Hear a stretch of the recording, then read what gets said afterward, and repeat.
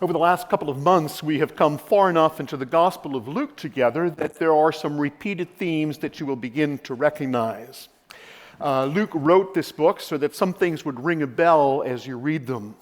In fact, if you ever have a chance to sit down and read the whole Gospel of Luke through in one shot, in one reading, it would probably take you about 35 or 40 minutes, you would notice the way Luke masterfully winds the story together to draw you towards the final conclusion that the Lord Jesus Christ is God incarnate, the Messiah who came to redeem us. And as you would read, you would see a couple of things, a couple of themes, a couple of things that Luke keeps weaving into the story to draw your attention to important moments. And there are 3 or 4 of those themes that appear together in chapter 14. The Pharisees are there, of course. We've met them there before. Just their name tells you a lot about who they are and about what to expect from them. The Hebrew word parus means separated. In Aramaic, the common language of the people, it got modified a little bit, and the word became preseia, the separated ones. The Pharisees were the ones who thought they were just separate, just better than everybody. And from the Aramaic, it got translated into the Greek as Phariseus, and through the Old English, in our current English word, Pharisee.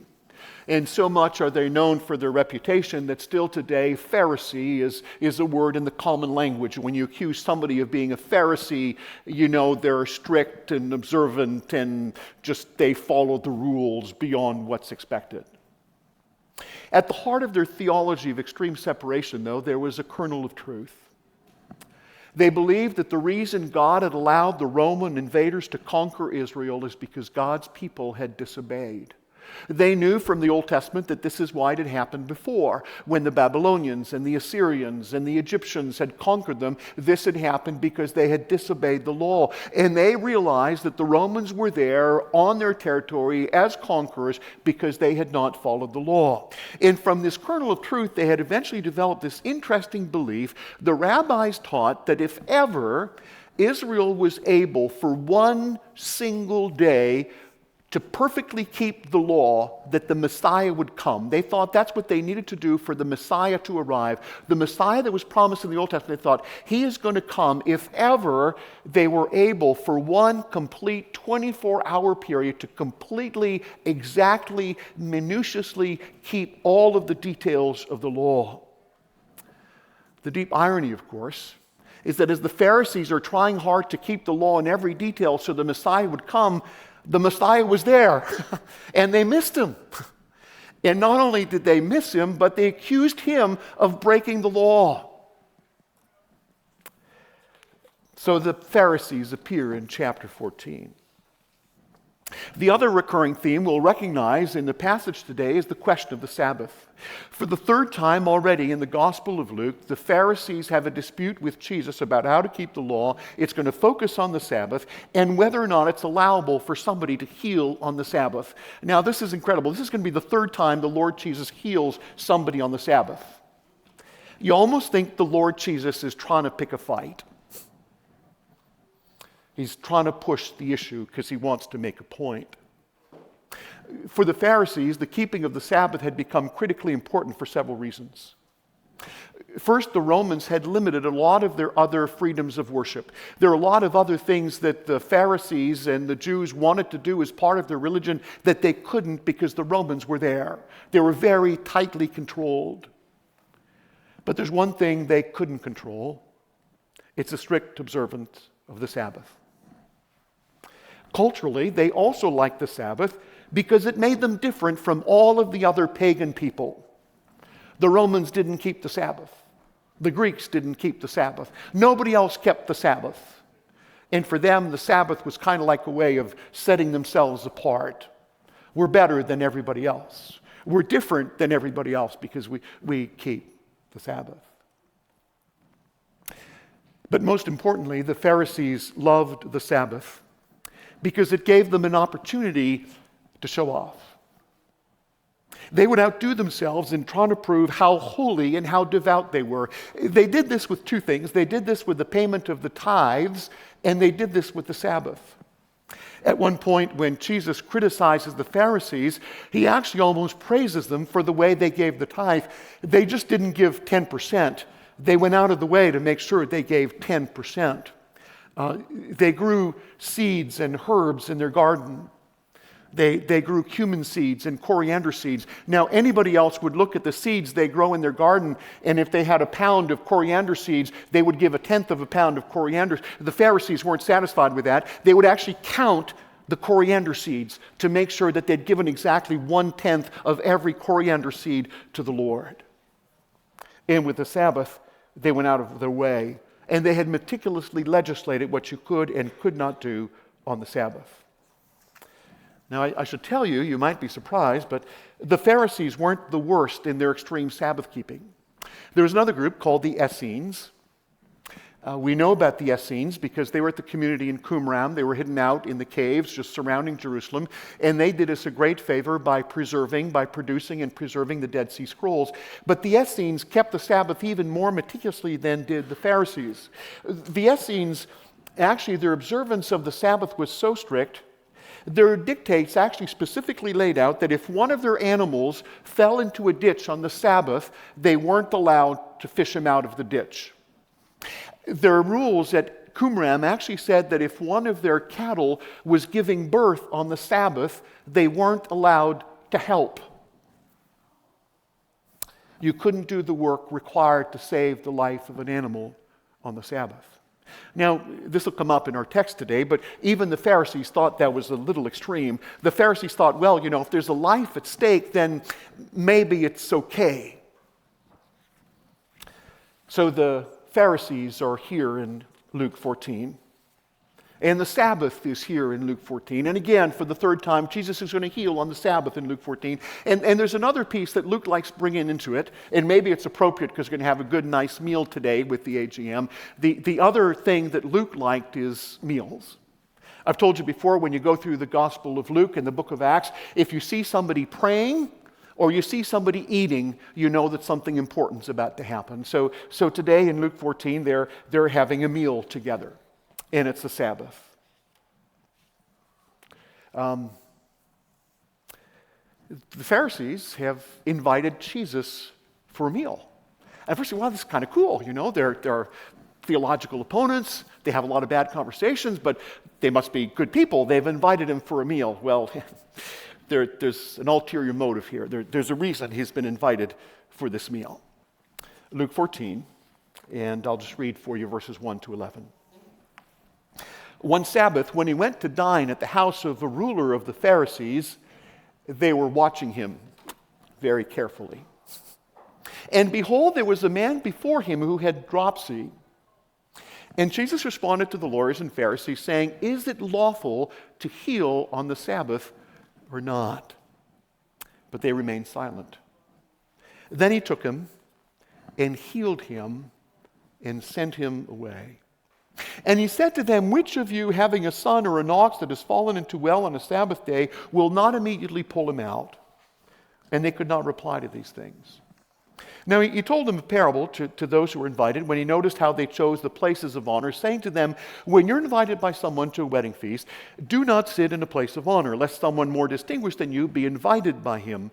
And he who invited you both will come and say to you, 'Give your place to this person.' And then you will begin with shame to take the lowest place. But when you're invited, go and sit in the lowest place, so that when your host comes, he may say to you, 'Friend, move up a little higher.' Then you will be honored in the presence of all who sit at the table with you. For everyone who exalts himself will be humbled, and he who humbles himself will be exalted." This is the word of the Lord. Thanks be to God. The noontime meal on the Sabbath was one of the most important meals of the week. The family would have spent the morning together worshiping in the neighborhood synagogue. And the synagogue, by the way, was carefully calculated to be not further than a Sabbath distance walk. Actually, half a Sabbath distance walk, because you had to walk to the synagogue and back. So it was very important to find a synagogue that was close enough that you could walk there and back without breaking Sabbath. The challenge for the midday Sabbath meal, of course, is that all of the preparations had to have been made the day before sundown, because you can't cook, and you can't prepare a meal, and you can't peel potatoes, and you can't mash potatoes, and you can't take a chicken out of the oven on the Sabbath. And so everything had to be laid out the night before. Presumably, for many of them, the meal would have included largely cold dishes, right? Because you can't cook that day. So it's salads and cold cuts and things that you would have had to prepare the night before. Some of them maybe would have been eaten just still warm. They would have been taken out of the oven just the night before, and maybe they would have been surrounded by a blanket to keep a little heat so everything wasn't cold. There was some of the wealthy Jews actually found a way of skirting around the law. Some of the very wealthy Jews, they would hire a Gentile as their housekeeper and as their servant. And the housekeeper and the cook was a Gentile, and it was okay. It was frowned upon, but you could get away with having her cook on the Sabbath, so that was one way around the rule. But we'll assume that on this day, the Pharisee is playing by the rules. Generally, of all the meals of the week, this is the dual meal on the Sabbath where the Pharisees would have been careful to play by the rules. Among other things, there was a favored moment of the week to have an honored, invited guest at the table. If you had stature at the local synagogue, if you're one of the leaders of the Pharisees, you would get first pick about who you would invite back to your house. And maybe if there was a special visiting rabbi or a preacher that day, you would get to have him at your house because you were important in the community. I know that some of you, like me, grew up going to church, and one of the neat things was getting to have the morning preacher come back to your house.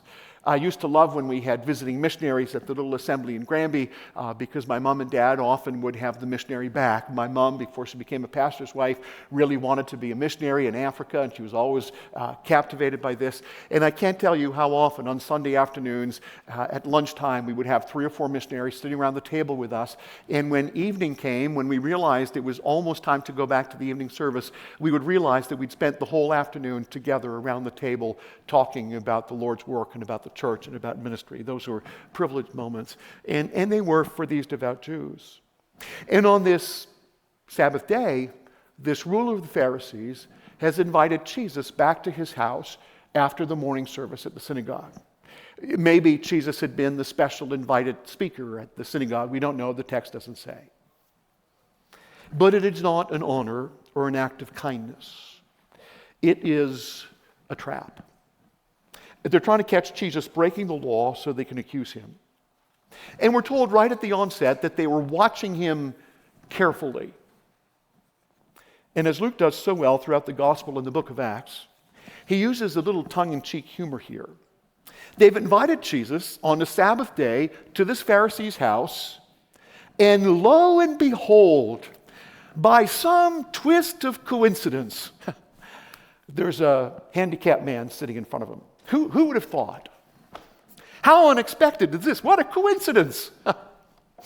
They want to see whether Jesus will heal on the Sabbath. They invite him to his house. And the way they've arranged the seating plan, this disabled man is not only there, he's sitting at the table right in front of him.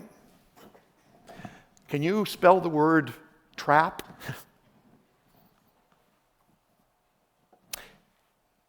We know enough about the Pharisees to know that Jesus' presence and this man's presence are not accidental.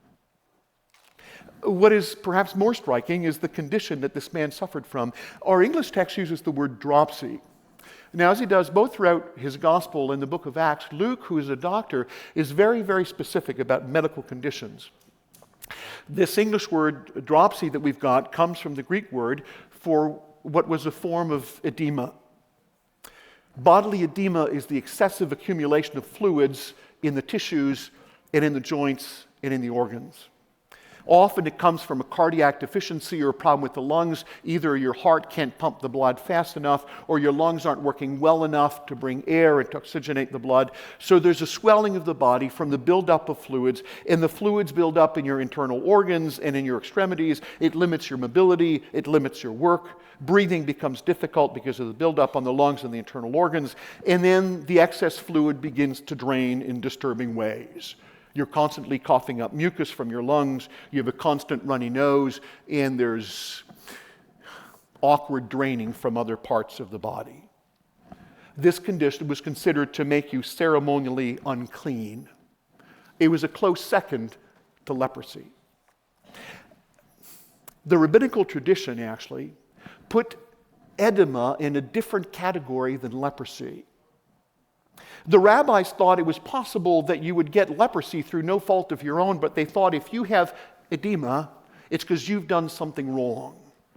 You're probably drinking too much or eating too much. Many of the rabbis say that people who have edema had edema because of sexual immorality, and they give themselves all kinds of diseases doing things they should not have been doing. So, like leprosy, edema was considered to make your ceremony unclean, but it was a notch worse because usually if you had edema, they thought you'd bought it on yourself by your immoral lifestyle. Now, it's hard enough to fathom why the Pharisee would invite Jesus to his house.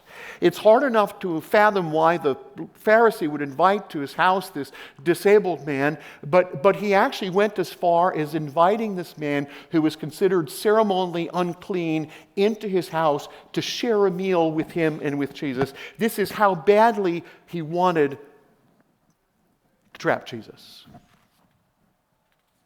This man has not been invited out of an act of kindness. This man is not there because, like most people who suffered from leprosy and edema, he couldn't work and he needed the food, but that's not why he's there. He's there as part of a trap. It is an act of malice. I was listening to one of my favorite comedians the other day, and he said that when he was growing up, they lived next door to a man who was reputed to be part of the mafia. And he says he was a mafia leader, but he was actually a very kind man. He said this mafia leader, every morning, he would pay me $10 just to start his car for him. He was very kind and very generous. And he eventually realized that this was not a kindness at all, in fact, that he was taking a great risk. So it is with this man with edema. He has been invited as some kind of a lame prop to make a point in a twisted theological discussion. Now, in earlier chapters of Luke, we've seen people who went through great difficulty and trouble to bring a friend to Jesus for him to be healed. One of my favorites is about those 4 friends who have a paralytic friend, and they want to get him to see Jesus so that Jesus will heal him. And Jesus is at this meal in this house, and it's so crowded that they can't get in through the door. And you remember what they did? They climb the stairs, they go up to the roof, they open the roof, they take the shingles off the roof, and with ropes they lower their friend through the roof of the house in front of Jesus so Jesus can heal him. There are all these people who went through all of this trouble out of kindness and generosity and grace for a friend so that their friend could be in the presence of Jesus, perchance that he might be healed. And here is this Pharisee, unwittingly, he's brought this crippled man into the presence of Jesus with the ulterior motive, with this malice that he should make a point and trap Jesus. The man is probably, I'm not sure if he's hoping that Jesus will heal him or won't heal him. Part of him, as a good Pharisee, thought, I hope Jesus doesn't heal him because you can't heal on the Sabbath. And part of him was, well, I hope he does heal him because then he'll be in trouble and he'll fall into the trap. But they have not gone through all this trouble because they care for this man. They brought him here as an excuse to condemn Jesus. But Jesus is smarter than they are. He knows this is a setup. He's got them figured out. And I love the way Luke words what Jesus does and says to them. In verse 3, Luke says that Jesus responded. And you go, wait, they haven't said anything. What do you mean he's responding? They haven't said a word. Well, you see, this is a game of chess going on. And they've played their opening move. And their opening move is to invite Jesus to this meal and to sit in front of him, this man who needs to be healed, just to tempt Jesus. Go ahead. Do it. I dare you. Heal him on the Sabbath. Go ahead. And the text says that Jesus responds. And he responds with 2 questions. And the first question brings them back to the law of Moses. Jesus wants to make this very clear. Jesus asked, he said, is it lawful to heal on the Sabbath or not? Jesus says, I don't want to know about your rabbinical traditions.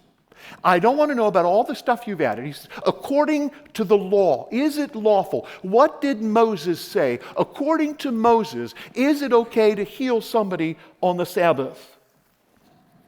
And he asks the question in the negative, really, he says, literally in the Greek, he says, is there anything in the law that prevents healing on the Sabbath? There isn't. Read through Exodus, Leviticus, Numbers, Deuteronomy, all you want. There is nothing in any of the law of Moses that says that you can't heal somebody on the Sabbath. And the Pharisees knew that. The Pharisees knew that Moses had not forbidden the healing on the Sabbath. That was the first question Jesus wanted to establish. He says, just to be clear here, we're not arguing about what Moses says. We're not arguing about the law. So as Jesus prepares to heal this man, be very clear that Jesus is not about to break the law. Jesus never broke the law. Jesus kept the law in all of its bits and pieces. If he had not, he could not go to the cross on our behalf, because if he had broken the law, he would have had to die on the cross for his sins, for his breaking of the law. But because he never broke the law, when he goes to the cross as an innocent man, he can die for my law breaking. So on this day, as Jesus heals on the Sabbath, he does not break the law of Moses. The second question Jesus asks is not about the law. He asked them, what do you think? You as rabbis and Pharisees, what do you think? And his question is about the rules they've added on top of the law. And Jesus knows this. Jesus knows that the Pharisees know that the Essenes would have said, no. You can't help your animal in trouble on the Sabbath. Even if we read it correctly, and there's a little debate about this, but if we read it correctly, the Essenes would even have said that if your child is in danger on the Sabbath, in danger of life and death, you do not break the Sabbath even to save the life of a human being. The Essenes had gone that far. Jesus knew that the Pharisees hadn't, and so he puts them at the corner and he says, at the edge of the wall, he says, be honest. Be honest, guys. On the Sabbath, one of your animals falls into a ditch. One of your children is in trouble. Would you help him? Which of you, having a son or an ox that had fallen too well on Sabbath, will not immediately pull him out? Embarrassed by their hardness of hearts, they don't answer. The second question is particularly embarrassing to the Pharisees because Jesus didn't ask it until after he'd healed the man. And Jesus, as he always does, he heals people in a way that is most appropriate to their need. Jesus could heal at a distance. In fact, sometimes he did heal at a great distance. You remember the centurion's servant. The centurion comes to Jesus and he says, I have a servant. He's very ill. I love him. He's been with me for many years, and he's ill, and he's back at home suffering, and he's too ill to move. Would you heal him? And Jesus says, I'll come with you to your house. And the centurion says, no, I'm not worthy to have you come under my roof. But he says, just say the word, and I know what it is. And Jesus did. And in a word, we don't know how far away the centurion's servant was, but at a distance, Jesus healed him. Jesus could have healed at a distance. He did it all the time. But this time he knows something else is needed. You remember when he heals the leper who had not had physical contact for a long time because he was impure and nobody could touch him. The leper who had not been hugged or touched for a long time, and Jesus reached out and touched him. Now, in this case, you understand what Jesus does. When Jesus is seated at the table, there's a big U table, they're reclined at the table, and unlike the parody that Leonardo da Vinci tried to pull with all 13 guys sitting on the same side of the table. That's not the way it worked. They actually were on both sides of the table. If this man is in front of Jesus, that means he's across the table from him. And it's a big, wide table because they reclined. All the food was there. The text says that Jesus held him. Jesus had to get up, go around the long, big U-shaped table, make his way to the man very intentionally. And it says that Jesus took him, healed him, and let him go. Now, it's not clear whether Jesus took him in both hands by the shoulders. Maybe he hugged him. Exactly how he did this, we don't know, but we know that there was physical contact involved. This word of holding him, it's the same word that Luke uses in Luke 9 when he describes, remember Jesus takes the little child, and the word that Jesus uses is not the word for little child, it's the word for an infant. It's the word for an infant that can't stand on its own. So in Luke 9, when Jesus takes, same word in Greek, takes this infant, he had to hold him in his arms because this was an infant who couldn't stand or sit on its own. And so the same word that Jesus used when he held that infant is used here. It's the same word that's used in Luke 23 when Jesus is on his way to the cross and he collapses below the cross, and the Roman soldiers need to find somebody to hold the cross and carry it. It says they reached out and they grabbed Simon out of the crowd. Now, when the Roman soldiers grab you out of the crowd, they grab you out of the crowd. There's physical contact involved. Same word that Luke will use in Acts 9 when faithful Barnabas goes to find Saul hidden away after his conversion. He grabs hold of Paul, he grabs him by the hand, and he brings him to the church to introduce him to the church who's scared. So Jesus takes hold of the man, firm hold. And then there's another strange word he uses. It says that he takes hold of the man, he heals him, and then he lets him go. But the English doesn't do justice to the word. Literally, it says that Jesus released him. Jesus set him free. Luke uses this word in a couple of other times. A couple times in Luke 6, when Jesus talks about somebody being forgiven, he uses this word. He says, we are freed, we are released, forgiven from our sins. In Luke 23, you know, when the crowd is crying for Jesus' death and Pilate tries to assuage them and Pilate ends up releasing Barabbas, the convicted criminal, it's that word of release that's used there. So there's this man across the table with this edema who's ceremonially unclean. Jesus walks all the way around the table. He grabs a hold of him. He heals him and he releases him. Releases him of his disease, of his sin, of his captivity.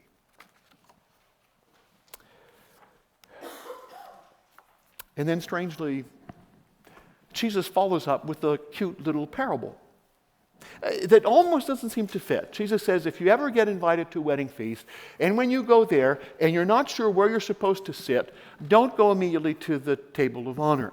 Now, when they had fancy meals like this, there was a big U-shaped table, and at the middle, the bottom part of the U, the host would have sat there, the bride and groom would have sat there, and then the bridesmaid and the man of honor, and then all of the people, and then gradually as you got further and further away, there were the people that were less and less important. So when you got there to the meal, they didn't put name tags on the plates. I've been to a couple weddings lately. When you get there, it's nice. There's a big chart when you go in, and you know that, Reverend Coppieters and his wife, you're going to sit at table 3, and you get to the table, and they didn't do name cards. So when you got there, you kind of had to, guess where the host would have you sit. Are you the bridesmaid? Are you the brother-in-law of the second cousin twice removed of the aunt of the grandmother of the guy who's getting married? And you had to kind of figure how far up. And Jesus says, don't take a chance. When you come, sit as low as you can, and then if anything, when the host comes, don't sit there. You're a good friend. Sit further up. Sit closer to the bride and groom. Sit closer to the place of honor. And at first reading, this is a neat little parable about what you do when you come to a public event and what seat you take. And I confess that when I read the little story, I can immediately think of 2 or 3 applications right away, even when we come to a place like Cote on Sunday morning. Would you let your pastor be blunt with you with a few direct applications to the parable? I want to talk to you about the parking lot again. I've told you this before. We have 100 people here on Sunday morning, and there's 18 parking spots. Do the math on this. I think part of the way that you apply Jesus' parable when you come to church on Sunday morning is that if you're strong and young and able-bodied and you've been coming to Cote for 30 years and you know the streets in the neighborhood, and I don't think you take a spot in the parking lot. I think you find a spot somewhere on the side streets to park, and you leave the spots in the parking lot for visitors and guests and people who have limited mobility, do you think? Last Sunday morning, for the most part, the service went really well. I have to confess to you that I'm never quite as ready for the sermon as I want to be. Every time I get to Saturday night, I've prepared the sermon for Sunday morning, Sunday night. I've retyped it, I've looked at it over, I've cleaned up my notes on Saturday night, again on Sunday morning. And I always wish there was another day to get a little bit readier for the sermon. I'm never quite there, but I thought sermon was okay. And obviously when I'm on the piano, it's not our best Sunday. It's great when Chad is there or Eli is there, when we've got a professional there who knows what they're doing. But I thought this service went okay. There was just one thing last Sunday that really tugged at my heart. As we were starting the service, I was there at the piano, and we were about to start the first hymn, and there's a couple that walked in. And I recognized them because about 3 or 4 weeks ago, I did a funeral at Mount Royal, and they were part of the family. And they walked in, and they sat right about there in the middle, right about where Lavina and Richard are sitting. And I couldn't go and say hello to them because I was at the piano and the services started and the choir had started. And I watched, and nobody said hello to them. And nobody sat next to them. Nobody told them where the washrooms are or where to find a bulletin. And then at the end of the service, as we were wrapping up, I tried to get up quickly enough to go, but they had slipped out the back door and they'd gone out before I could get there. And by the time I made my way through the crowd and I peeked my head out, they were going along Cote St. Catherine Street, and they're almost at Cote de Neiges on the bus. And they came, and they were guests, and it was their first time, and nobody spoke to them because we all came and we found our favorite seat by the window or by the front or by our friend, and we talked to our buddies, and we talked to the in the little parable about coming to church and finding the best seat where I'm comfortable, where I always sit with my friends, with the people I know that I'm going to talk to. And sometimes taking a lower seat means giving somebody else a chance in the parking lot, or looking out for that people who are new, who haven't been here before, maybe beside whom I need to sit. The Pharisees were so blinded by their own desires to trap Jesus. They were so blinded by their own strict observance of the Sabbath that people didn't matter. And there was a man with edema who'd suffered his whole life, who'd been excluded his whole life. But to him, they weren't somebody who needed to be helped. He was a man who was part of a trap to trap Jesus. I don't know how many of you have read Huckleberry Finn. It's one of our great North American novels. There is a controversial moment in Huckleberry Finn that has actually got the book banned in a couple of Christian schools. And it's actually a moment in the book about which I really struggled for a long time. The book is written by Mark Twain, and it's set in the Deep South at a moment when the American states are struggling with slavery. And one of the great struggles for the Christian people in the Deep South was what to do about slavery. And some Christian people thought this is an aberration, we can't do this. We've got another Christian people said, well, you can't rock the boat, you can't, you're.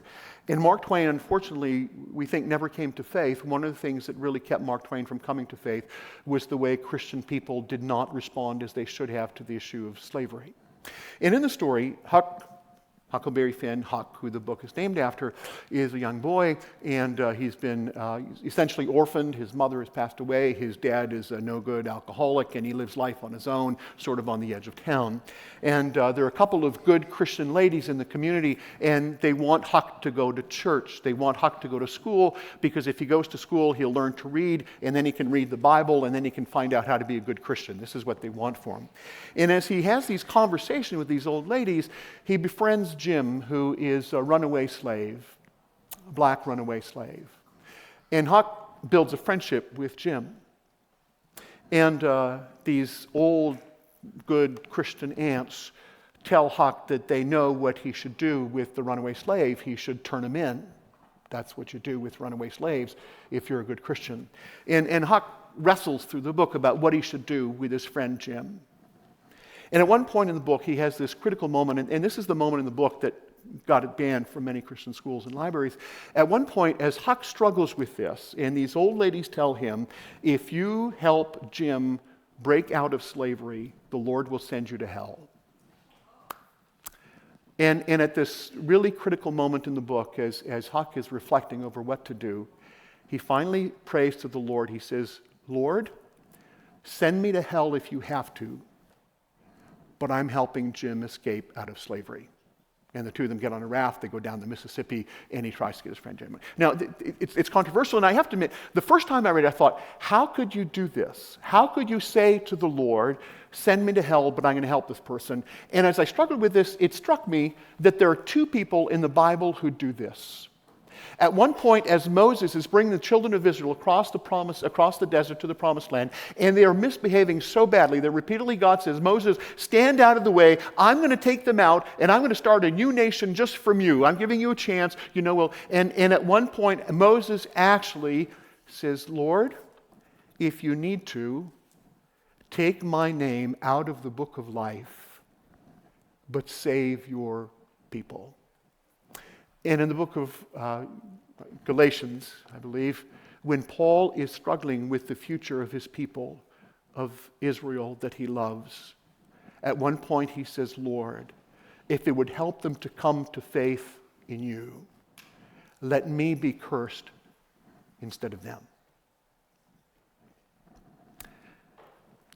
The contrast in the story today, this man who had edema, who needed help.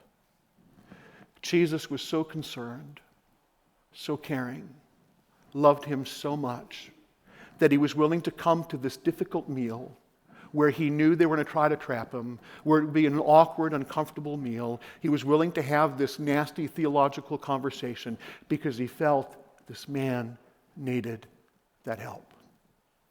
And in contrast for the Pharisees, they looked right past this man's need. He was not a suffering human being. He was just some part of a nasty trap to corner Jesus. I wonder this morning, when the Lord brings into your circle of influence somebody who needs help, somebody who needs the love and grace of the Lord Jesus, how much trouble are you willing to put yourself through to help somebody else make that connection, that healing connection with Christ? Would you give up your spot in the parking lot? Would you give up your comfortable seat on Sunday morning next to all the people that you know instead to sit beside somebody who's a newcomer who needs a few words of encouragement? I wonder, how much trouble would you put yourself through to help somebody who needed the Lord?